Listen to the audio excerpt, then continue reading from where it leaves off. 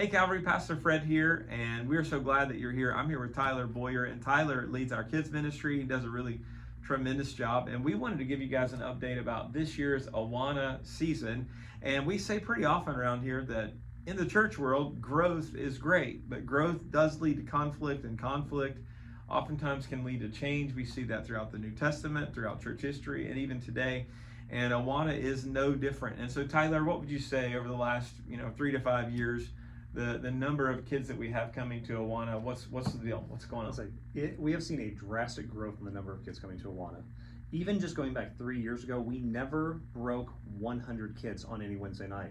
And this year, we are consistently going over 130 kids every single week. So we're seeing a consistent growth year over year.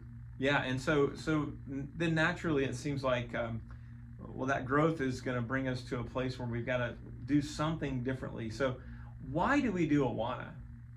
That's a great question. In everything that we do, we're always asking why. Yeah. And if we look historically, we did AWANA because it was an evangelistic program. It was bringing children in from outside of our church. But if we look now, we don't see that. We do not see a lot of evangelism happening within our AWANA program. We mostly see people that are already part of our church involved in AWANA. Okay. Or maybe somebody out in the community that wants their kid to be involved in an AWANA program. Correct. We see that as well. And if you're out there and you don't know what AWANA is essentially like a Bible memorization discipleship tool for kids. Exactly. Yeah, and it's a nationwide program that many churches use all around, including here in this community. And we've been doing AWANA for a very long time at Calvary, even before Tyler was here. Yeah, long before I got here. And so we're going to make some shifts this year, and there are a couple of reasons I think we're making a shift. We're going to shift some times. We're going to shift the number of weeks. We're even going to shift what we're doing in AWANA. And so, Tyler, kind of tell us a couple of the changes that are going to happen this fall. Well, one of those that you mentioned is the duration. We are going to be doing 12 weeks in the fall and 12 weeks in the spring.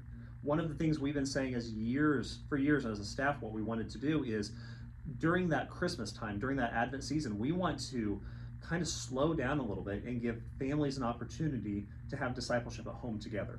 Yeah. So we are going to be taking off from Thanksgiving all the way until the beginning of the year. That way it gives families that opportunity to do that. Yeah, we've talked about that as a team. We want to give you an Advent reading to do at home as a family, and we want you to slow down and reflect on Jesus coming and his second coming. And it's kind of hard to do that when we over-program your December as well as asking you to slow down. So we're going to try to slow down. Exactly. And even with that, we've noticed a lot of our little kids, they struggle. They struggle being so late at night. We've been getting off. At one point, we were done at 7:30, then it was 7:40 and 7:45. We are going to push that back to 7:15. Okay. So it will be 6 o'clock till 7:15 on Wednesday nights. That way it gives families enough time to get their kids ready for bed and as they get home. So if you've been coming the last year, we were meeting from 6 to 7:45. Yeah. This fall and spring will be 6 to 7:15. Correct. Okay. Correct. What about in the programming side? What will be different? So on the programming side, we are making some changes on that. One of the things that we've noticed is that the number of kids that are coming with their work prepared, we're just not seeing the numbers like we have in the past. Okay. And our leaders are spending a lot of time trying to help kids memorize a verse. And if we're being honest, we're really not even memorizing it. We're just regurgitating something that we found or that we said. So our children are supposed to be memorizing these passages at home and coming and reciting those passages. And what you're saying is over the last couple of years, we've seen less and less kids coming prepared, even kids coming with their books at all. Yes. And we're trying to feed them some scripture to memorize in the room, spending time doing that. So what'll shift away from that? So we're going to spend less time on that memorization. Okay. If a family wants to do that Bible memorization, they are more than welcome to do that at home. We will still give them a book and they can do that at home. But in the classroom, we're going to spend more time on looking at that verse, looking on the context, looking at what does this have to do with the gospel.